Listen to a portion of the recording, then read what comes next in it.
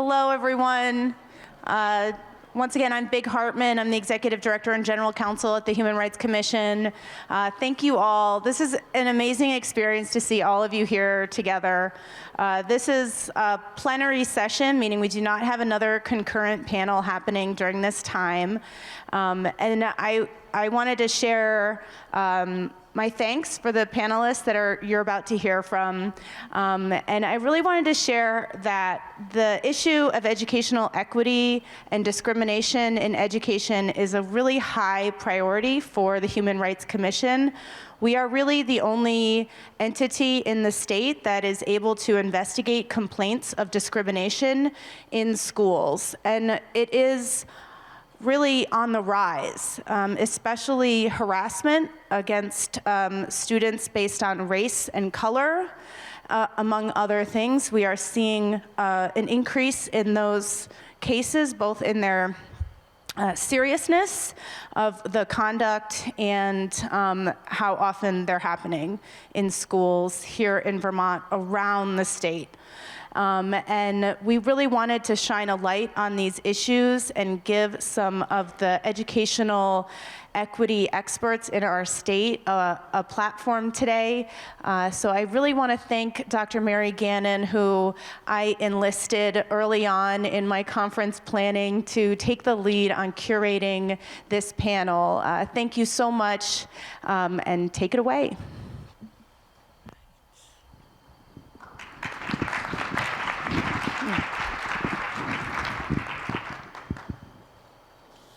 Thanks, everyone. I might get up and move around a little bit, which is more of my style, but I'll try and stay connected to the mic. So I first want to express just deep gratitude to the Human Rights Commission, the staff, for their intensely hard work. We did start talking, Big and I and Kate, back in August, and it's pretty impressive what you all have pulled off in a short amount of time. And I really got to do a shout out to Kate, who's been putting up with me the last 48 hours. Yeah, this is just great. I look forward to more. And I really want to also acknowledge how honored I am that I was asked to moderate this, and that I also had the opportunity to choose these folks to be up here with me. These are my sheroes and heroes in educational justice and equity in Vermont. So I'm really delighted to have them up here, and we have a great plan for you. So I just want to start off kind of naming the bad news, which I think most of us know, that public education, we could say nationally, but we're going to keep it here in Vermont, is really under assault. There's a lot of challenges and issues that our schools are facing. We certainly know, I'm sure is on the mind of a lot of you, about what's happening with Act 73, school redistricting, and book bans, and lack of teachers of color, recruitment and retention, the list goes on. When the four of us came together to speak about and think about what we wanted to discuss today, it felt really important to keep school culture and climate and these ideas of belonging at the front of this conversation. Because a lot of times what happens, we notice in education, particularly in the bureaucracy, is that these other issues like redistricting come along, and some of the issues around justice and equity get put on the back burner. And we want those issues out front. We want those issues connected to what's happening with redistricting. And so you'll hear us speaking this afternoon about how school culture and climate are deeply impacted and embedded in legislative policies that are coming up to the legislature in January. So just to, again, talk about those interconnections. The other thing that we are exploring in this conversation this afternoon is, you know, there's a lot of this idea of Vermont exceptionalism, right? No head nods, yes. I live in New Hampshire, so we have our own problems, but we have a different kind of exceptionalism over there. And so I say that because I think there's a lot of folks, we would all agree that we have principles and we have values that we feel strongly about around education. And what's always interesting to me in my work is that we will do exercises where we generate those values and principles, and then we begin to look at whether they're actually aligned with what's happening. And what I'm noticing, and I think my panelists would agree, and many of you in the room, is they're not aligned. That we speak about these principles, and yet what we see is they're not showing up in practice. And so again, the title, I have to do a shout out to my good friend and colleague, Rep. Elizabeth Burrows, who helped me craft the title, Principles into Progress. And that's what we really want to talk about this afternoon. A couple of other quick things. You'll hear me and maybe some of us talking about this construct of white supremacy culture today in this conversation. Some of that might be uncomfortable for some of you. We're not necessarily talking about white supremacists. We're talking about the construction of whiteness and how white culture is also something that's baked into our education system. So we'll be referencing that and thinking about how we can deconstruct that. I have other things to say, but I need to let these folks go ahead. So just to let you know, what we'll do is spend some time with the questions that we came up with collaboratively, and then we want to make sure we give time to Q&A, so we'll start with that. But we also welcome discussion if there's things that people are confused about or need clarification about or have a burning question, please feel free to raise your hand. So I'm going to let these folks introduce themselves, and then we're going to talk a little bit about what you see up on the screen. Okay. Hey everyone, my name's Alyssa Chen. I work at the Education Justice Coalition of Vermont. I'm a former kind of alternative public school educator who just moved to St. Albans, and yeah, I'm excited to be here and in conversation with these amazing folks.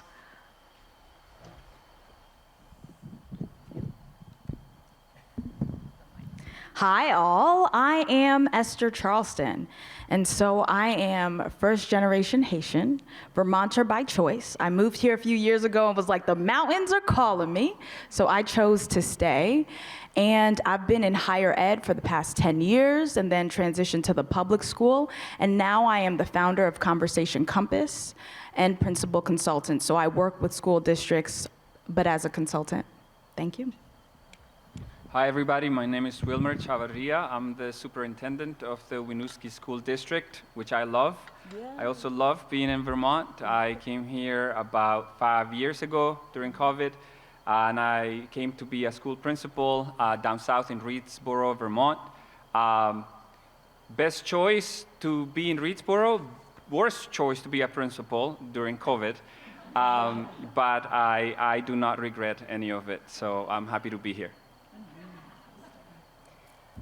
Just one more quick note to mention, which is really important, is that our dear colleague, friend, and movement builder, Addie Lenzner, who is also the executive director for the Vermont Student Anti-Racism Network, could not be with us, which we want to name and be transparent about because student voice is so central to what we need to be doing and doing better. And she is not going to be here with us, but we might be able to show a little bit of student voice in a video clip near the end. You want to take it? So the title that you see up on the screen, I want to apologize because it's so scary. And it's not the actual title of our panel today. It's just a snippet of a presentation that I usually give these days when I'm doing some sort of professional development or teaching a lesson to adults.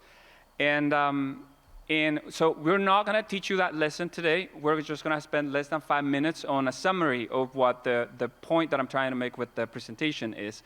And I use for that the idea of being tear gassed, both in a real way, but also metaphorically. You'll see how we use both of them as we go. And I'm going to skip the whole story. So let's go past the whole story part, which one day I'll tell you how I came to that understanding. We can keep going. Yeah, it's a lot. I'm sorry. There we go. So let's stay with the. Let's click one more time, one more time, one more time, and let's stay there. So I tell this story when I give this lesson. I tell the story of how I was tear gassed for the first time in my life. If you have not been tear gassed, go ahead and try that sometime. And I'm joking, but I'm not, because I think there's a lesson to be learned there. And I see some heads nodding, and congratulations. It's probably because you've been tear gassed. I hope you understand what I mean. And sometimes tear gas finds you rather than you go looking for, go out and hoping that you're going to be tear gassed. Usually abuse of that nature just happens to you. And so I'd like to say that the first time I was tear gassed, it was by accident, because I was not planning on being tear gassed.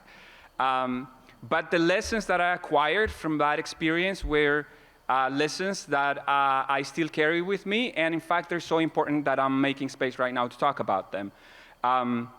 And what I remember when that metallic sound came and hit a wall in the classroom where I was, and we all went into panic mode, and then we ran and went in some backfields and tried to find refuge among the trees, and I started seeing people trying to help each other, retreating to safe space, and all sorts of things.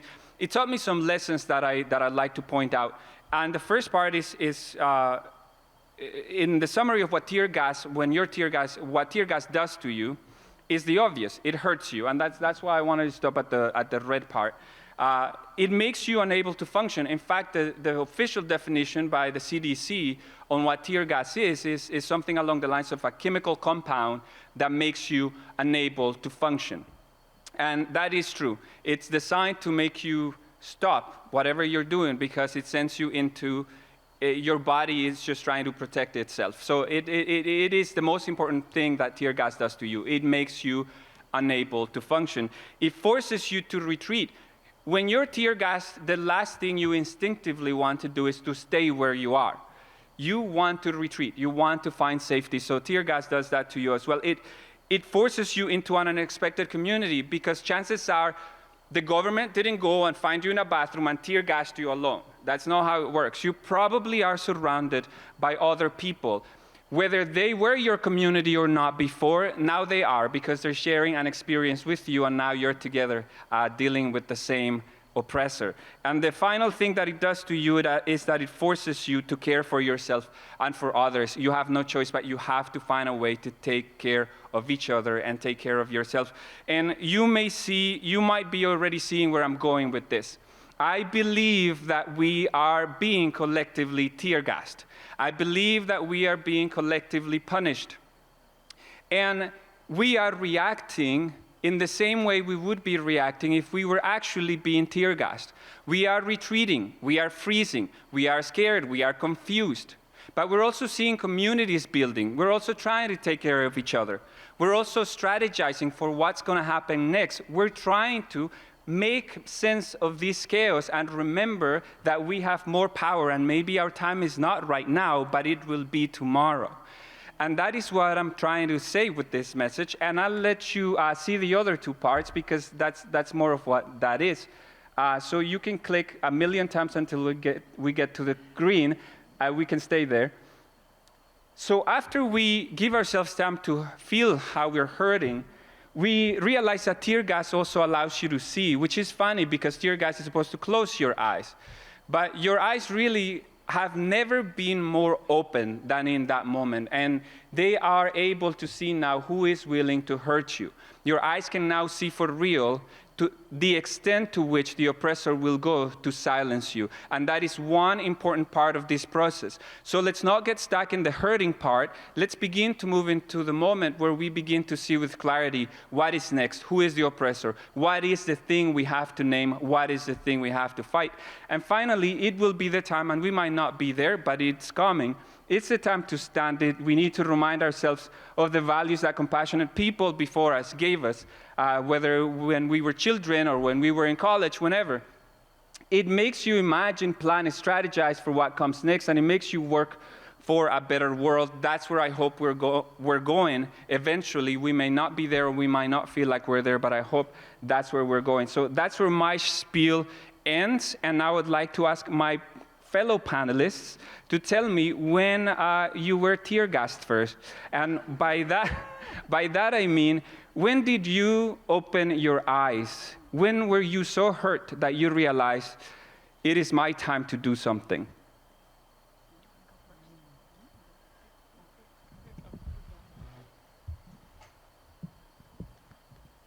Thank you, Wilmer. Powerful story. When was I tear gassed? 2020. Sitting and being in the room with my 2 children, at the time being a single parent and being alone with my thoughts. Looking at the world and facing the fears that I was running from. The fears that somehow I got to ignore for myself, but I could see clearly for my children. The fear of having my 4-year-old look at me, my 2-year-old smiling, have no idea what's going on in the world, and knowing that their black bodies may be a threat to some. And I could not assimilate my way through. I couldn't just pretend and be that woman who went to all-white schools, could navigate it, did well, had all the degrees, but still walking around knowing and understanding that when I walk in a room, the first thing people see is that I'm a black woman, and with that, some assumptions are made about me. And so what did I do? As Wilmer expressed, you freeze? You want to retreat. And 2020 gave me the opportunity to retreat and reflect a little bit, but after the reflection came out stronger, and I chose to engage in my community, and I did just that. Yeah, I think what stands out to me is when I was 24 or 23 years old, I had gotten a teaching credential at an alternative high school, and I was wanting to move out to the Bay Area. I had grown up in Vermont, went to school in Maine, and wanted to live in the city, learn things, try a new place. And I was applying for jobs in alternative education, adult education, just kind of seeing what I could land as a young educator. And I got a job in a men's jail in Contra Costa County, which is in Richmond, California, like right north of Berkeley and Oakland. And I had never heard of the prison industrial complex. So that was just like an enormous teaching for me. Yeah, having grown up in Vermont and not seeing this type of mass incarceration. And I think there was like this one moment too, I had this like young person in my class that reminded me so much of a young person that I had worked with the year before that was also in Richmond, from Richmond, California. So they had the same kind of like lilt in their conversation, and I think came from similar ethnic backgrounds, and just kind of like seeing what we're pouring our resources in, how we're incarcerating all these young men of color. Just like, I think, 99% of the folks I worked with were black and brown, Latino, Asian, young people. And just seeing what happened when resources were sent in another direction. I had worked in an alternative school that drew from a very, very similar population, but had a very different kind of outlook and vision about, humanity and what people could be. That experience definitely turned me into an abolitionist. I got involved in various kind of restorative justice, abolitionist, anti-police projects in the Bay Area, because I felt like I could see more clearly like what was happening. So now, can you all hear me? Okay, I can't hear myself. So because we're all educators, we can't do this time with you without some educational exercises and activities. So what we would like to do now is have you turn to 1 or 2 people, depending on where you're sitting, and just for a minute, speak to each other about a tear gas moment for yourself, when you can recall that same kind of moment that Wilmer just described so beautifully in that metaphor. And then we'll come back. Just take a couple minutes to do that. And I'm also going to be bringing around some zines. I don't think there'll be one for everyone, so you all can share them a bit, but these are made by one of our coalition members at the Education Justice Coalition, based on a presentation that Wilmer gave to our Summer Social Justice Summer Camp, which was kind of an extended version of what you saw. So you don't even have to move, just turn to a person near you.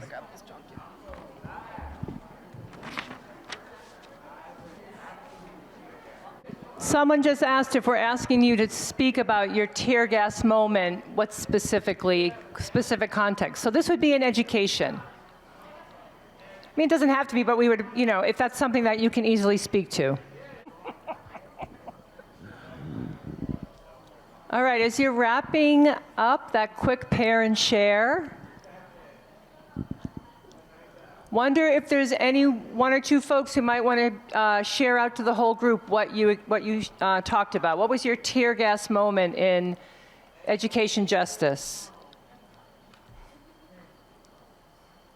Any takers? You can stand up. Yeah?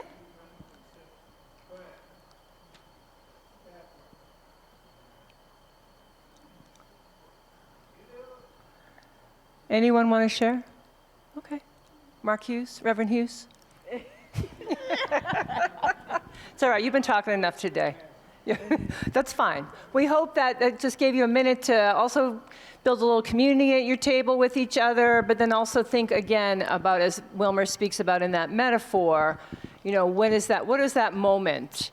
And I think we all need that moment. We all need that opportunity to kind of have our eyes wide open, or have our eyes opened because of the injustice that we see in front of us. But sometimes, and I would say as somebody with a lot of privilege, you know, my stories and my tear gas moment is very different than my colleagues. I had a very different experience in education. And just very quickly, I think for me, when I finally got to graduate school and I had some very powerful mentors who really called me into the conversation, was when I started to have more of those aha moments. Okay, we're going to move forward because we've got some really great questions and we want to also make time for Q&A.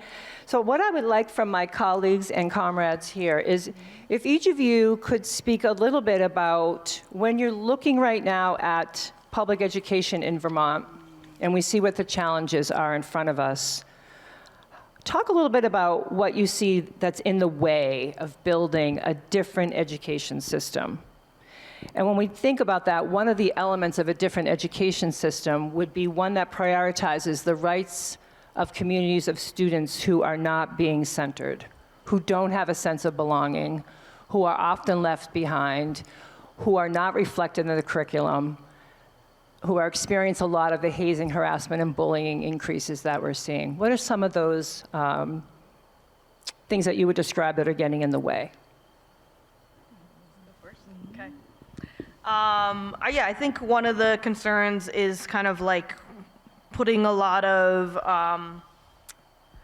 putting a lot of stake into false solutions like Act 73 and school consolidation, and that takes a lot of folks' energy. And so instead of doing the work of trying to implement the education quality standards and doing kind of deep, thoughtful professional development with educators around the inclusive teaching practices, we're all scrambling and stressed and fearful about what's going to happen with school consolidation. Another thing I think I'll take this from a comment a student made once, and it has really stood out to me and I think has lots of ramifications for our schools and other institutions.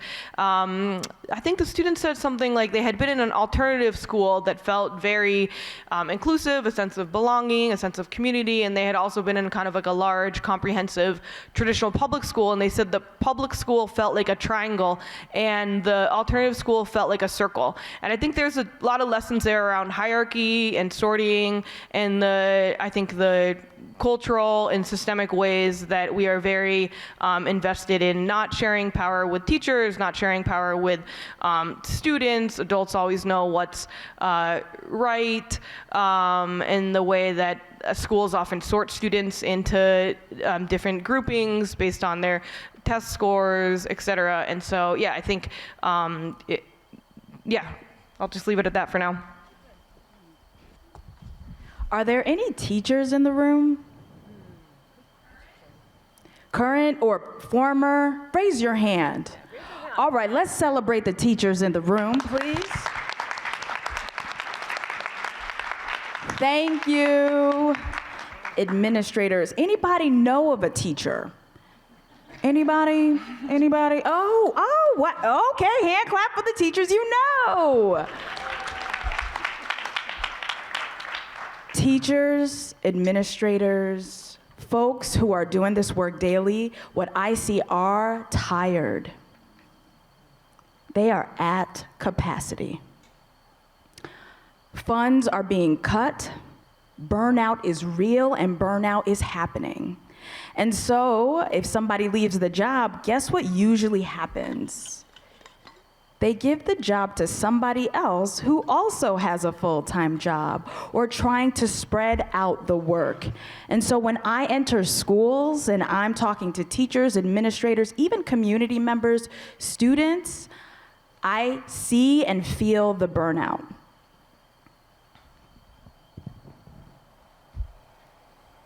Me too. Winooski luckily doesn't have much of a teacher shortage, which is pretty amazing to me. But I think it's just because it's in Chittenden County. Yeah. It's I don't need one more problem on my plate, so I count my blessings. But I will say, in response to that question, it's a hard one because many things are barriers to progress, I think, and I appreciate both perspectives here. But one that rises to the top for me is that in Vermont, and I think more than in other states, people are too polite. And that can be a bad thing. I don't think we should be going around being disrespectful and hurting people and finding ways to cause harm on people. But I believe that also simply letting things slide just to keep the peace is the problem. And thank you. And many people in this room might be the exception to that. So please forgive me because I know a couple of you, and I know you're not polite like me. I mean, you're not polite like I am not polite. That's what I meant. And I think that's a good thing. And I don't think it's cultural. I come from a culture, if you could say that, where we tend to be very, at least in my home, in my neighborhood, in my home, and we are very vocal about things. And we are still nice to each other. So you can be nice and hold people accountable. And I feel like we confuse politeness for inaction and simply sweeping things under the rug and looking the other way. And I think that's a problem here in Vermont, and I think we should change it. So I want to do a little follow-up on that. Wilmer, this is a follow-up for you, and you can say no if you want. You don't have to be nice about it.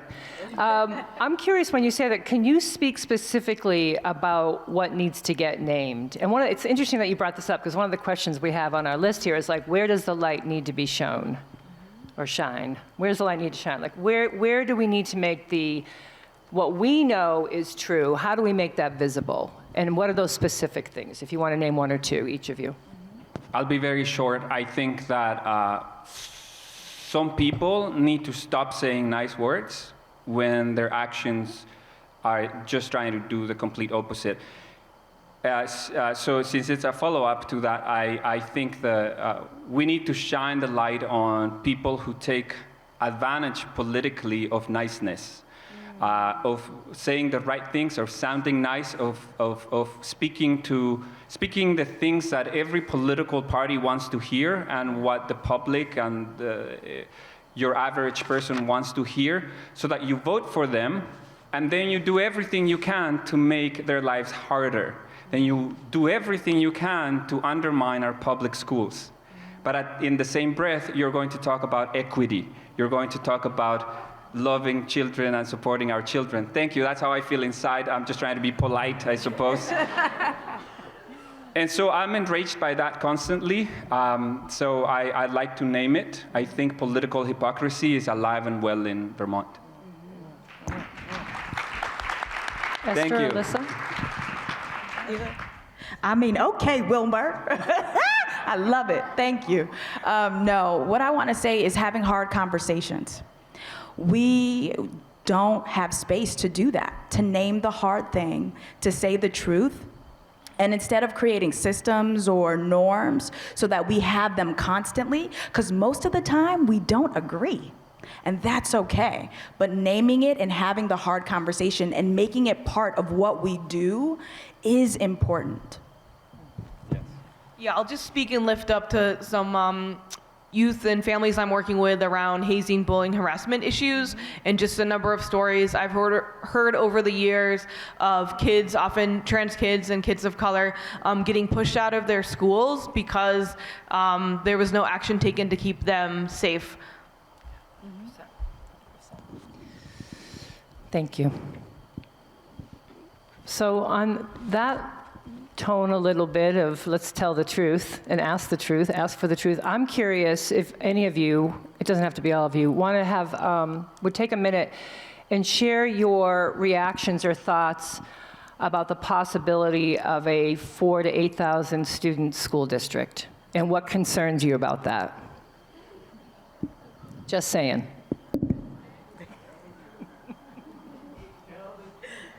I'm not going to go first. You should go first. I don't need to go. No, I don't need to go. I'll leave it to you. Well, oh, wait, sorry, what? I'm happy to leave it to you. Okay. You're the superintendent, you know? It's like, yeah, okay. It's going to impact you. I'm not in charge of a district. I thought we talked about this. I know. So my opinion on the 4,000 to 8,000, I think it can work in many places in the world. I think it can work in many systems with many things in place, with many different factors coming together to make it work. I was a teacher at a system that had about 4,000 students, and it was a mess. But I could see the things that could come together to actually make it work without making it smaller.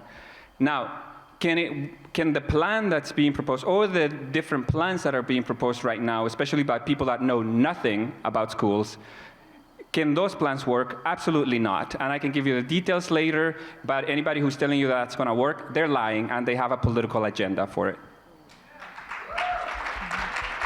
Thank you again. I feel like a politician. I'm so sorry.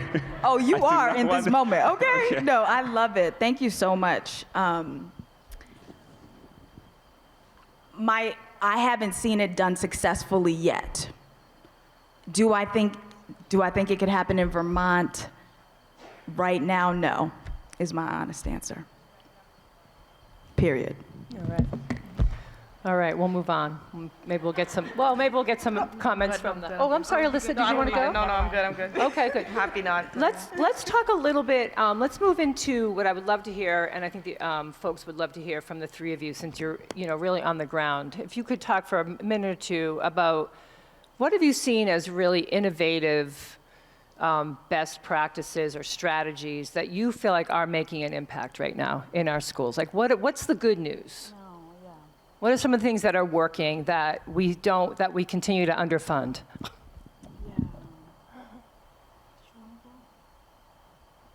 happy to go second. I don't know. You want me to go first? I'm currently working with a school district, and I'm thinking about one student who is rising up as a leader. I started working with him when he was in 5th grade. He is now in 8th grade, and to see the growth has been phenomenal. And to know that there's pockets of that in every one of our districts gives me hope. I think another thing that I've seen that works is I'm giving a workshop, yes, it's a plug, called Tension to Trust, Navigating Hard Conversations in Education. Creating spaces where we're having the hard conversations, where we're equipping our educators with tools to have those hard conversations is important. And so far, 53 of our educators all over Vermont signed up. Let's celebrate that, come on. Because some run, especially in these times. But folks are interested, folks want to know, they want to have the conversations and are looking for the tools. So I'll just share a short story that highlights some things I think are working, which is student leadership, project-based learning, and community connections. So I have some educators that we've collaborated with in the White River Valley School District who lead project-based learning classes, kind of a social justice oriented class, helping students decide what is a problem in their school they want to tackle, determine how to tackle it. And so they were also very concerned about hazing, bullying, and harassment in their school. And so they created, kind of in partnership with the principal, so that it could be legitimized. I forget what they call it, but it's essentially a student-led restorative circle process that cases can be referred to. And they had their first successful case, which is really exciting, and felt like they had a good resolution for all the students involved.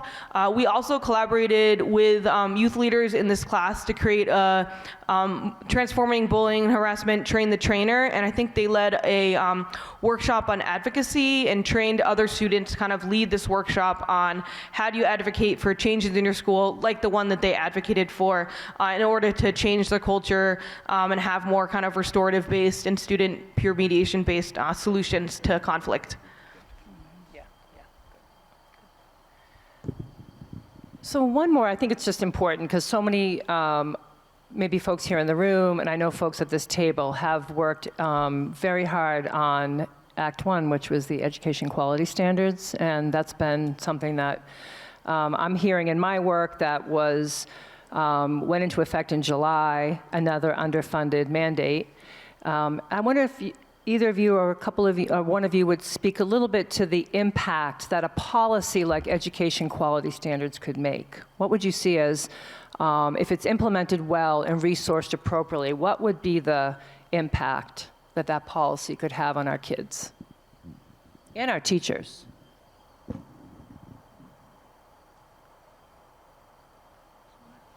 Well, you had a lot to do. I think you should go. Yeah. I love it. Anyways, I think that I will share first that it was a really big learning experience for me, understanding the way that state policy does and doesn't, honestly more leaning on the doesn't, impact schools. I think we were like getting to the end of the road where we had this amazing policy document, and I think if like all the stuff is implemented, right, like multilingual families would be communicated with in home language, students with disabilities would have access to accessibility, all these teaching practices would be utilized in classrooms that center a lot of the things that I just mentioned.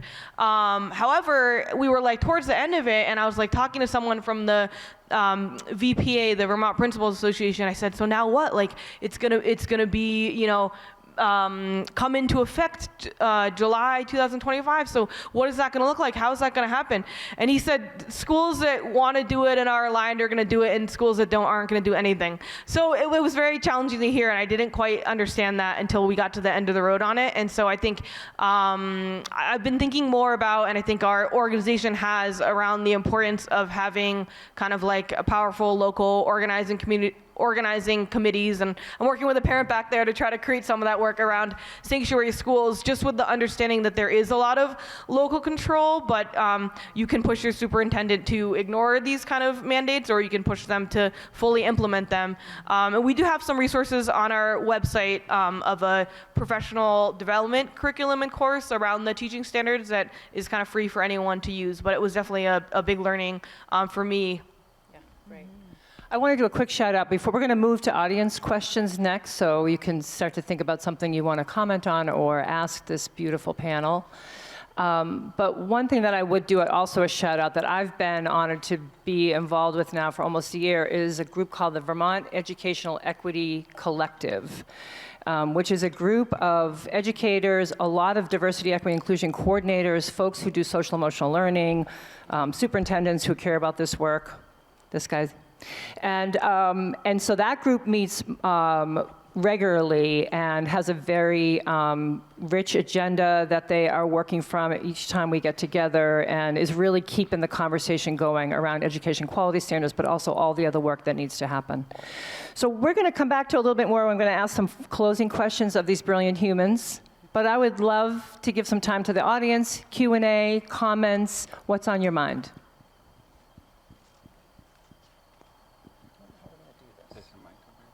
Okay, great.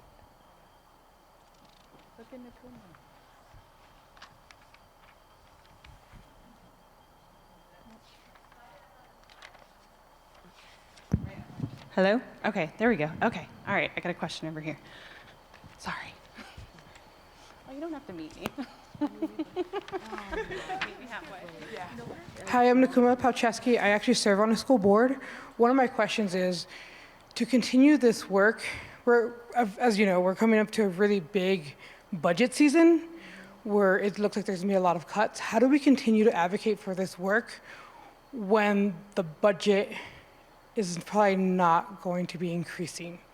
What is your advocacy as people in this room and people here? How can they advocate for this work as a huge budget season is coming ahead of us?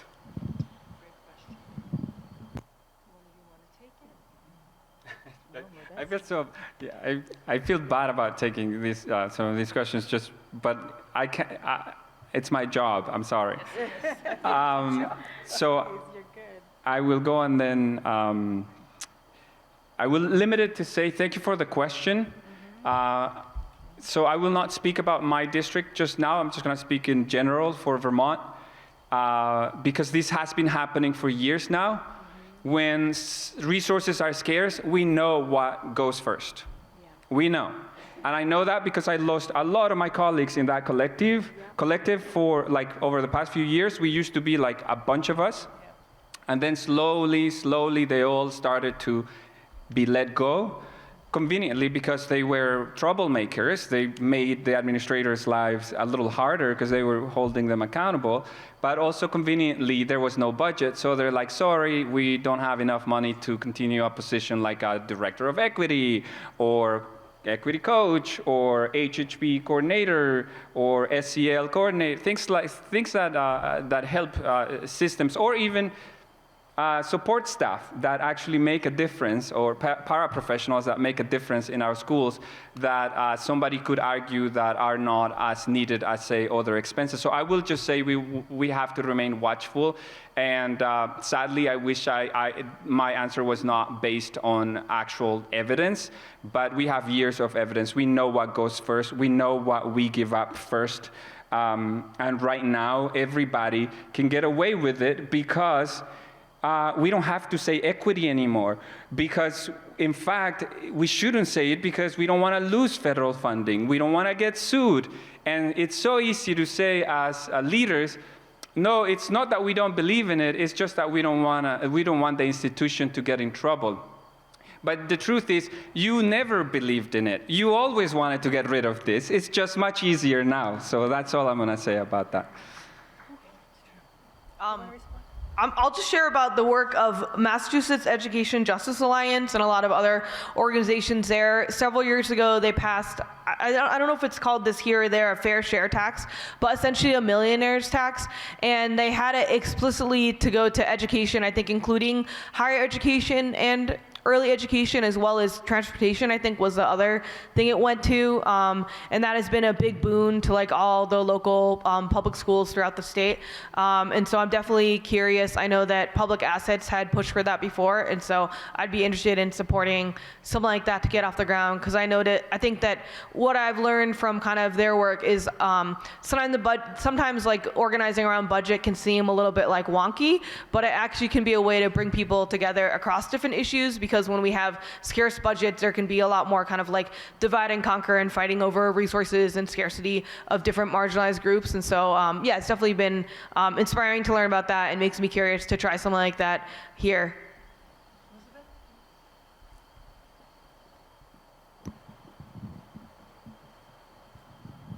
Thanks. I'd like to add something to that discussion, if that's all right.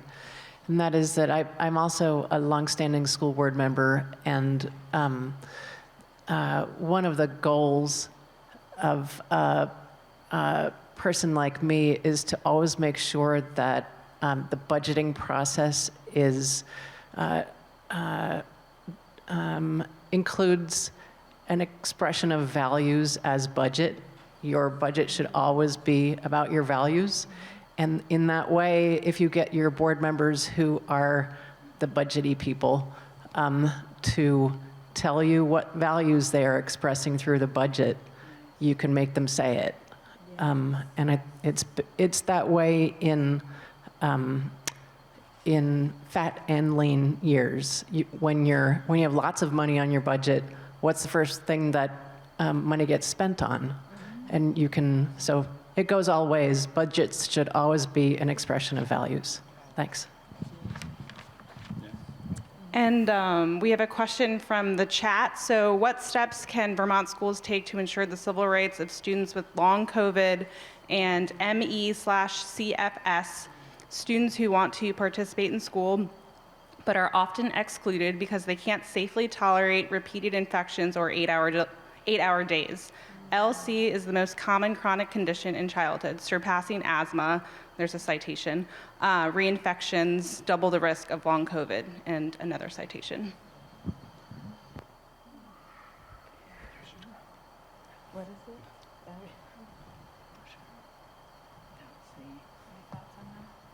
I mean, I'll just share one example. We did work with a student that, I'm not sure if they had long COVID, but they were struggling with chronic illness, which made them very at risk. And I think they were able to work and advocate such that it became a masked classroom for that student. I don't know if that's still the case, but that was a masked classroom after the kind of mask ban had dropped in schools. And so I think some of those considerations are really important. So part of my experience as dean, I oversaw 504 plans. Anybody familiar with that? With folks who have, students who have a diagnosis that we help them navigate accommodations. And so in our roles, it's so important to make space for that and to hold folks accountable to that. Parents, speak if you can, and if you can't, find us, I think Alyssa, so we can help you advocate for your rights, for your students to be included. But yeah, it's hard, and it's a heavy question, so thank you.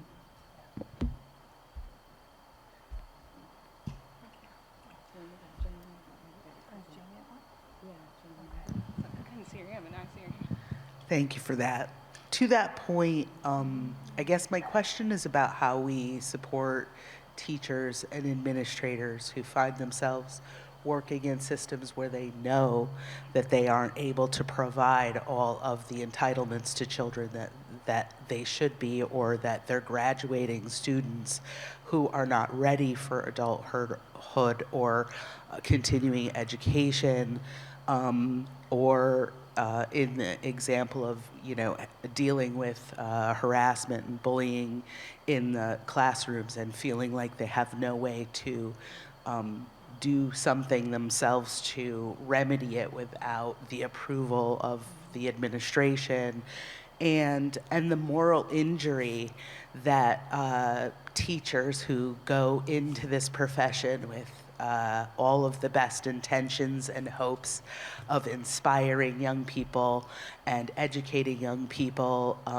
find themselves experiencing the guilt of this moral dilemma that they live in every day.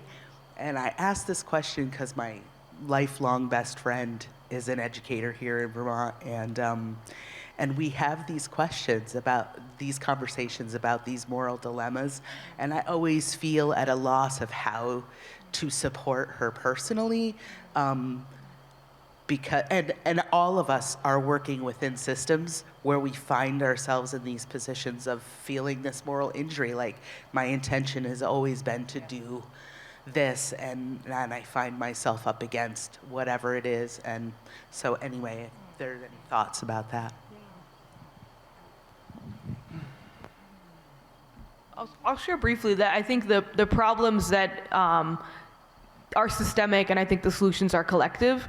And and so I think there's a group called Vermont School Workers United, which I can connect your friend with. But I think it's a kind of new, evolving social justice caucus of the union, which is doing some exciting work to take some of these problems into kind of our own hands. And it's also not just on teachers. And so part of the viewpoint of a social justice oriented union is partnering with students, partnering with families, partnering with community. And so, I think it's just kind of, I think it can feel very personal, but I think realizing that it's not personal, I think connecting with others to share both what's going on and also to make change, I think can give some hope and momentum. Thank you, beautiful people. Every single one of you is somebody that I have just admired and appreciated for a long time from afar. And I wanted to ask two things. I was thinking about how much I dreamed about this summit and how much I wished for it. And here it is. So thank you, whoever created this summit.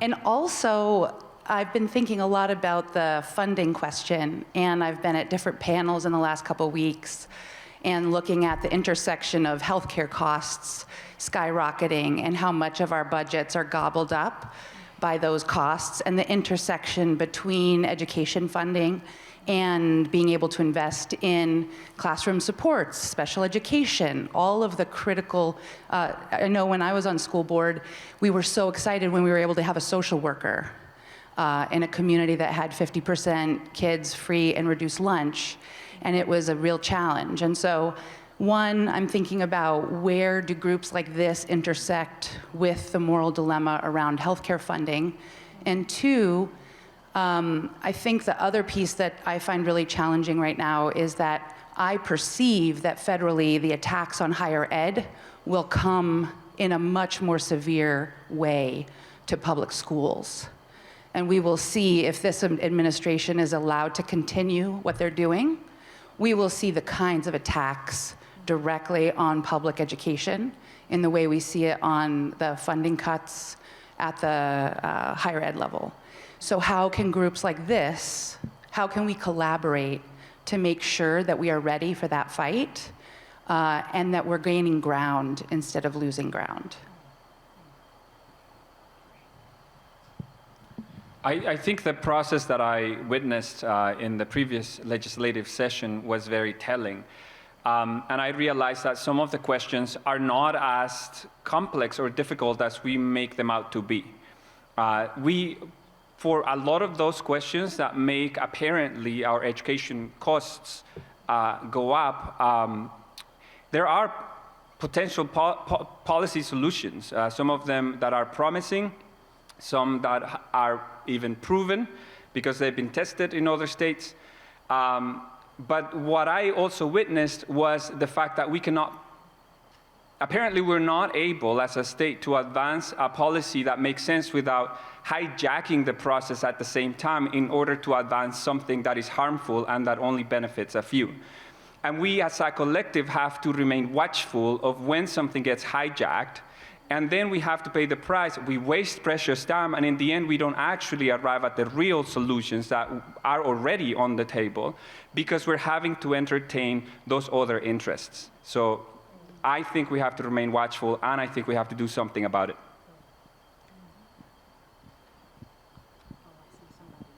I'm just going to respond to that quickly, just very quickly.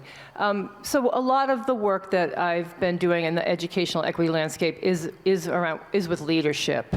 And I just want to say, I think we just need to put this out in the room, that what I and others may feel strongly about is that what I'm seeing is a lack of leadership at the state level.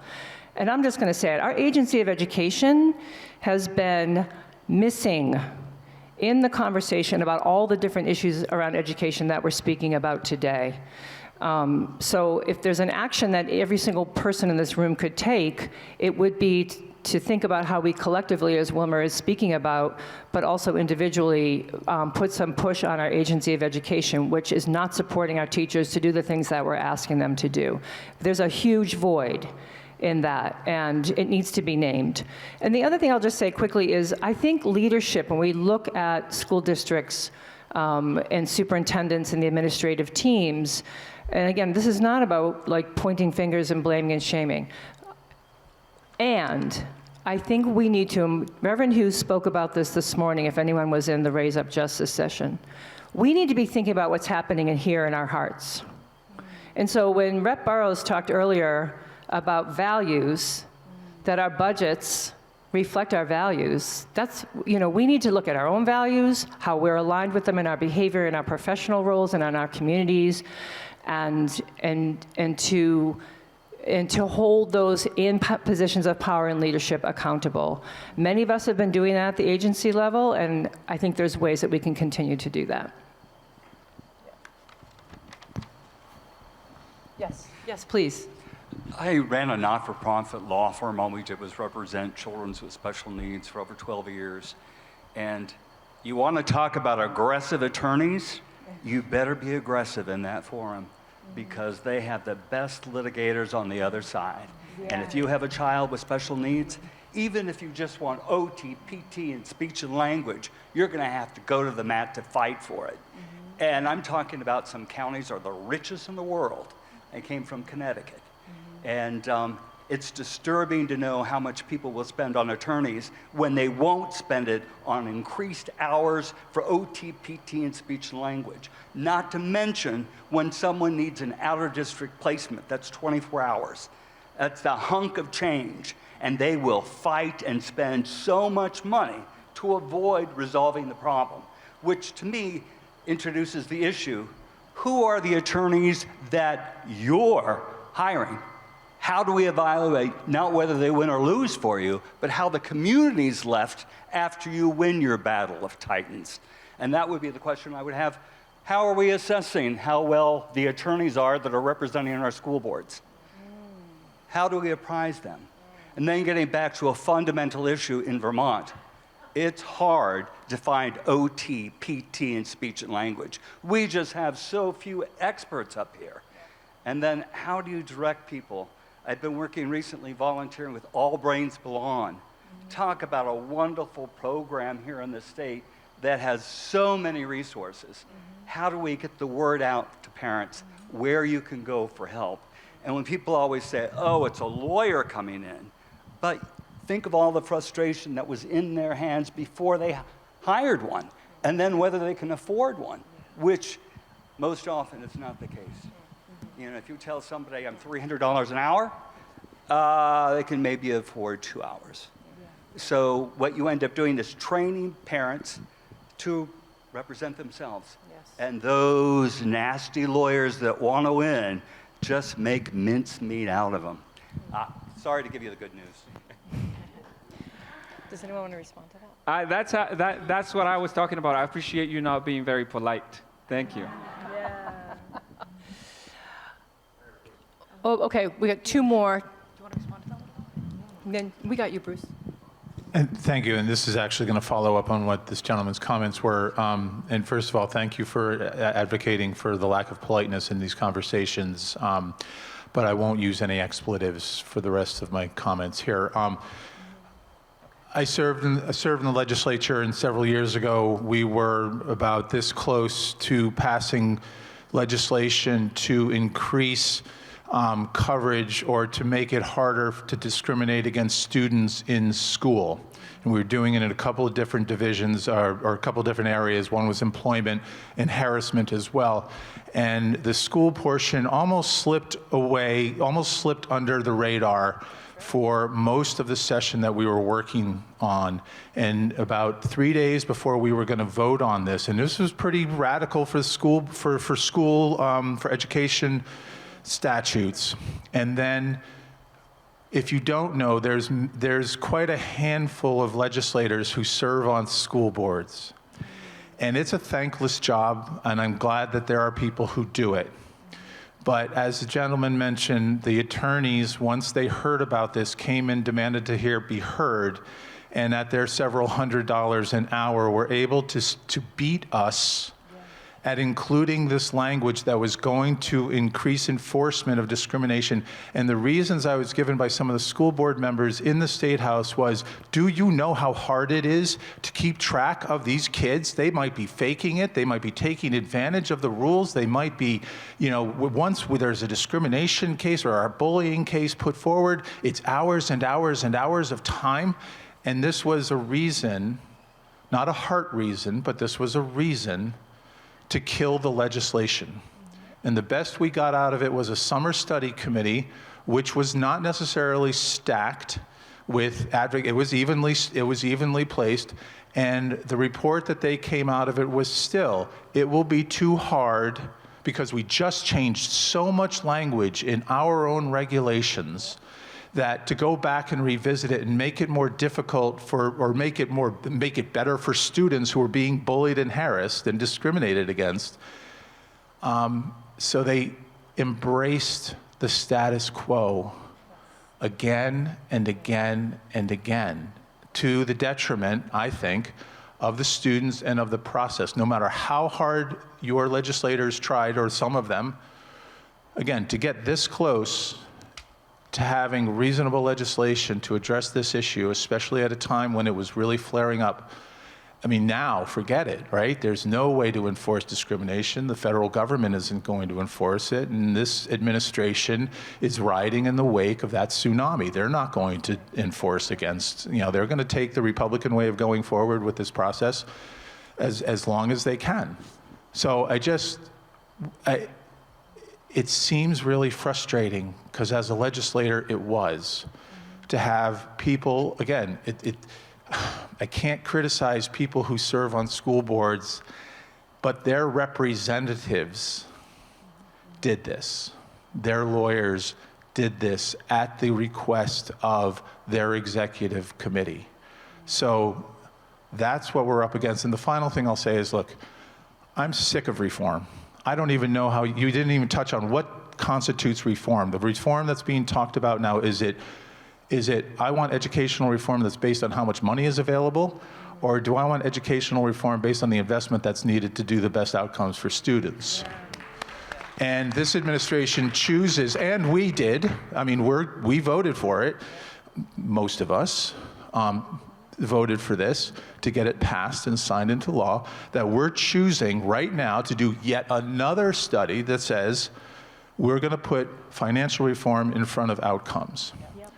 And I'll just say, Act 46, it's the same argument that happened 10 years ago. If you weren't here, it was pretty bloody. I still have scars left from that battle. We put money forward for this administration to hire 50 to 70 people in the Agency of Education that they never hired. And they used those vacancy savings to say that their budget wasn't going up or down.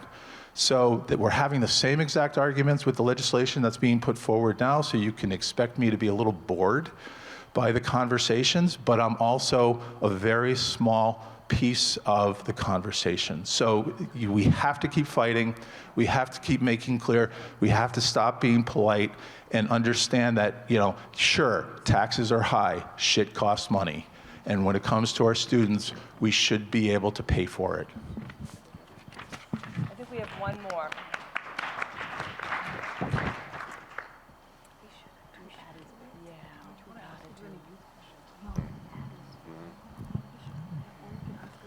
Hello, everybody.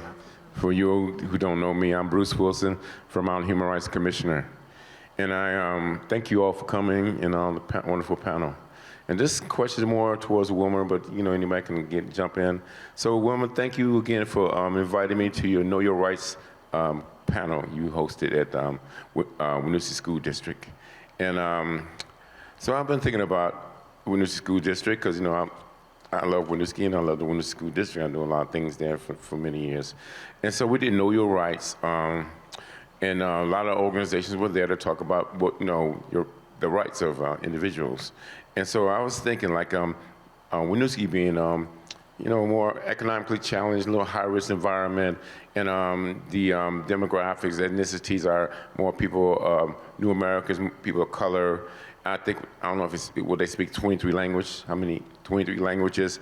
And so individuals who look like me are usually the ones that get, should I say, harassed or stopped, or all the measurements points to get that, what are he doing here? What's he about, And so I'm thinking that a lot of parents and youth showed up to that event, Know Your Rights, which was awesome. But I think we need to continue to do that ongoingly, maybe every quarterly. What do you think? That's my question, pretty much. We continue those efforts, yeah, more than ever. They continue to evolve because we learn as we go. We respond to the needs as they're happening. And so please come back when we call on you. No doubt about it. We can use all the help we can get. Yeah, and my Human Rights Commission staff really prepared me with our brochures and to information that could answer questions. So I think I'm gonna have to bring our community person, Kate, or somebody out there with me next time. So thank you very much. Thanks all of you. Thanks. Last one. Thanks. I'm going to stand up because I want to point right at you, Tom. I am a school board member and I'm a legislator, and I push really hard to make sure just on the record, to make sure that education stayed in that severe and pervasive bill. I have a question for the panel, though, and I really want to hear from everybody. I attend a lot of meetings with Mary Gannon about HHB, about all the other stuff that's going on. So the unintended benefit of that is that she and I also know who does and doesn't attend those meetings.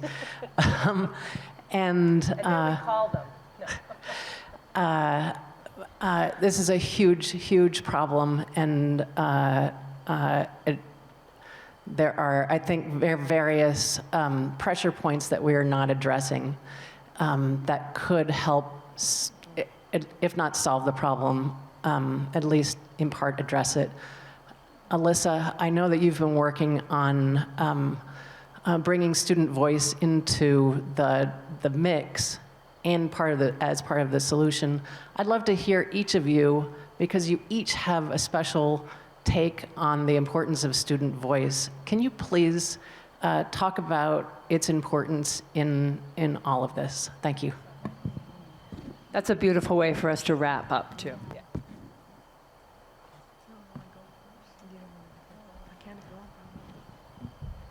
Thank you so much for your question, and I agree, it is a beautiful wrap up, as students are why I engage in this work. They are the hope. Having my own, a 10-year-old and an 8-year-old, and knowing the importance of them advocating for themselves. Recently, in the work that I do, I get to work with students in the Essex School District. Just gonna give them a shout out. I love you too, Wilmer, where you're at. But I get to work personally with them, and for me to create a space where they are able to name hard things to their administrators and teachers and support them through that has been the best gift, and the work I will continue to engage in. But making space for them to name what's hard, so when they see something that's not working, they can say it and feel empowered to. And I just want to give a shout out to Alyssa too, because she not only supports students, but she supports educators of color and helping us stay engaged in this work and not leave Vermont. And so, thank you. Thanks, Esther.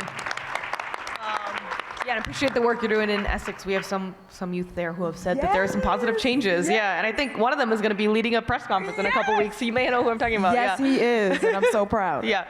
I think that, my desire to work in, student leadership and to invest a lot of Education Justice Coalition's kind of energy, time, and focus is just a strong belief that folks that are most impacted by education injustice are most likely to have the solutions and should be positioned in a way to be able to solve the problems that we've caused and created, because they're most impacted by them. And what else to say about that? Yeah, and I don't know, we just have lots of different programs, including our summer social justice camps.